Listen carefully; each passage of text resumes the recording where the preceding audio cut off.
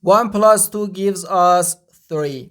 And 18 times 3 is just 54.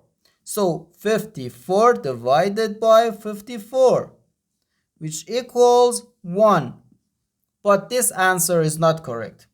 Because according to the order of operations, first we have to do parentheses, then exponents, then multiplication or division, and finally addition or subtraction.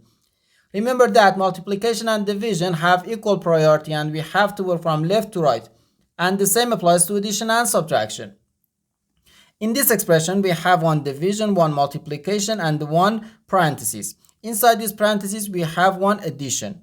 We need to pay attention that here we have a multiplication, because in mathematics, when a number is placed next to parentheses, it means multiplication, and we usually don't write the multiplication sign for brevity.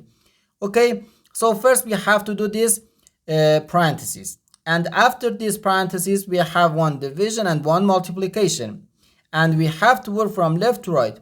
So after this parentheses, we have to do this division, not this multiplication. If you do this multiplication before this division, it is wrong.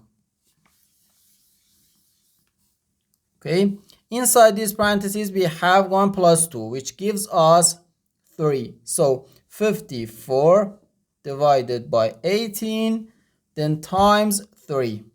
Now we have one division and one multiplication. As I said, we have to work from left to right.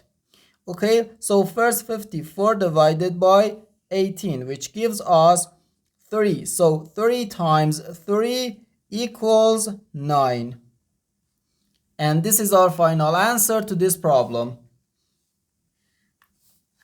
The correct answer is 9.